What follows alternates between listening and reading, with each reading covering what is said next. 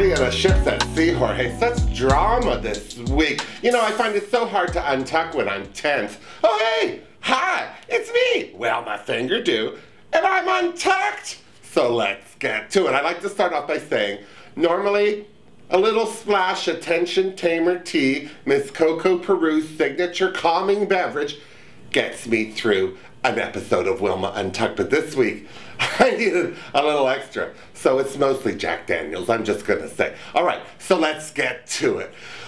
Well, I have to say, right out of the gate, I thought this was gonna be a kinder, gentler Untucked, because the vixen eschewed the shady couch. She said, I'm not sitting there. Drama happens when I'm sitting over here. So it was interesting to see when it was all said and done. It wasn't the couch's fault. I'm so serious. It all started out innocently enough. Monique was singing her favorite song, the I Can't Believe I Was Just Safe blues. Bless her. Now here's the thing I like to say. You know, after 10 seasons of watching RuPaul's Drag Race, the one thing that's consistent with all the queens is that they all feel like they've done their best and the judges just aren't seeing it. Well, this is the problem. A lot of these girls aren't from LA or New York or Chicago, these bigger towns. Not that Kansas City's a small town, but I'll bet in Kansas City, Monique is fantastic. I'm sure she sets the bar. I'm sure all the other queens struggle to get over it. She's a big star in Kansas City. This is RuPaul's Drag Race. She's not in Kansas anymore. I am just going to say, if she wants to do better, she's really going to have to step it up more than she thinks. In fact, I hope in the next episode, when she's stepping it up, she realizes it's not enough and pushes it even further. Fingers crossed for Monique because, you know, I don't like to see anybody struggle. I'm so serious. Of course, she wasn't the only one singing the blues. Eureka also felt that she should have been more than safe. And I am going to just have a minute to say, I think she was right in theory. The problem with this week was we had a quacker, Ms. Cracker and Aquaria, killing it together, and Cameron threw in her ninja runway costumes, because the thing with Cameron is she may be a quiet queen with a nice set of glutes, but she's got some great costumes as well. I'm so serious. Personally, I thought the claws were going to come out this episode when Eureka said to Monique that she thought her little Tin Man coat and Martian jumpsuit combo was going to send her in the bottom. I mean, that's fighting words if you ask me. But after Monique relived her runway deliciousness live for the girls in the Untucked Lounge, she slayed Eureka into being a believer. I'm a believer too. I wish I could walk like that in heels. I don't. I walk like I'm pulling a plow. And yet still, the mood in the Untucked Lounge was upbeat. The girls were having a cocktail, they were laughing, they seemed to be bonding over their trials and tribs. And then Eureka went and called the vixen a crafty queen. And I just would like to say yet again, the vixen seemed to be calm, cool, and collected about that. She didn't have a problem. Whatever, say what you want. It was Monique that seemed to have a problem, which I was confused by. And here's where I found the confusion, because Monique has said before that she is a crafty queen, meaning she's crafty. She's able to create stuff when there's not stuff to be created with. And that's a skill. And Eureka seemed to be genuinely impressed with how she's able to turn stuff around when she's looking at it, feeling it's not going to go well. And the vixen was saying that she knew Monique would be at least safe with her look. And Eureka said, well, that's because you get her drag. You're a crafty queen too. Again, I think that Eureka was just being complimentive. I don't think she was being confrontational. But, as I say, it wasn't the victim, the victim. Do you see? I'm calling her the victim because I think subconsciously the vixen is a victim of her own dial, because the dial was still at 2, maybe 2, just 2. But Monique was the one that seemed to be having a little bit of problem with what was going on, especially in the area around Eureka's mouth. Just saying. Of course, Eureka couldn't leave well enough alone. She reacted to Monique by saying, why you gotta be so negative?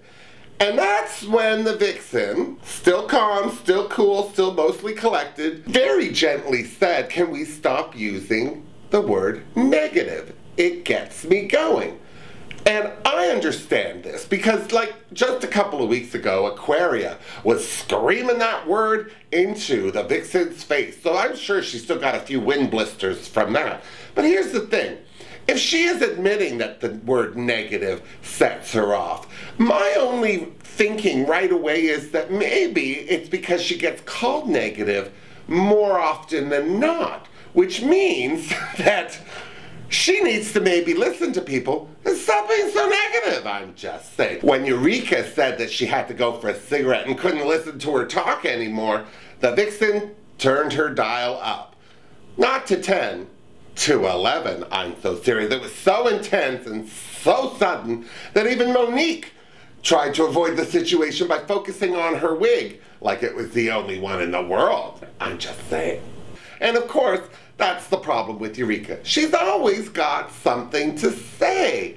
Now, if the other queens just let her say what she had to say and get it out of her face and be over it, we'd still be sitting here listening to her talk, I'm just saying. Unless, of course, you're the vixen. And the vixen was done listening to Eureka. She started clapping and screaming and telling her to get out of the room and go have her cigarette. Eureka kept yelling back at her, and then this happened. Almost right away, the vixen lumped Eureka into the same boat she'd shunt Aquaria into. But here's the difference between Aquaria and Eureka. Eureka's a big girl. She's bigger than Aquaria, and she got a mouth on her. I'm just saying, as a big girl myself, when you're this big and you're lippy, you're not often afraid of too many people, no matter how high their dials go, I am just gonna say. At one point, I thought they were going to come to blows, or at the very least, poke each other's eyes out with their false nails, which would have turned the Untucked Lounge into a brand new spin-off for the RuPaul Drag Race family. When good drag goes bad. Seriously, I think they should consider it, because I may watch that show. Just say it. And that's when the vixen shot herself in the foot, if you ask me. Seriously, she threw her opinion of Eureka in season 9 right up into Eureka's face. Quick as a flash, because she's quick, Eureka accused the vixen of already having an opinion about Eureka before she even met her. Now, personally, I don't think that the vixen gave Eureka a second thought before the start of season 10. I don't think the vixen gives many queens a second thought. She's focused on herself, she's got her own things to do, she's busy. I feel she said what she said to Eureka to get her off her game, to scare her out of the Untucked Lounge and force her to have a cigarette and shut her fat yap. In a side note, Fat Yap was my drag queen name when I taught English in South Korea. But I digress. Now, I have to say I lost a little bit of respect for the vixen when she said that she understood there were probably reasons for Eureka being the way she is, but those reasons didn't make her being the way she is right. Is that so? This coming from a drag queen who is unapologetic about going from 0 to 10 if you poke her the wrong way? Seriously. And poor Mayhem and Blair, they just seemed to be caught in the crossfires, didn't they? Once Eureka dragged Mayhem out to the loading dock for her ciggy poo, Mayhem said that she was worried about who would be next on the vixen's radar for a fight.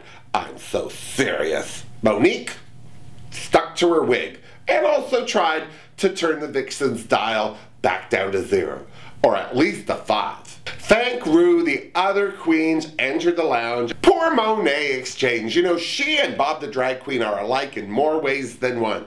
Both got read horribly on their seasons for their wardrobe. And I have to say, there seems to be a group of queens, maybe it's just Bob the Drag Queen and Monet, who aren't so much about style as about substance. These two queens are larger-than-life performers. Their charisma more than makes up for whether or not they've got a kicky peplum or a rhinestone glove on. I'm just saying.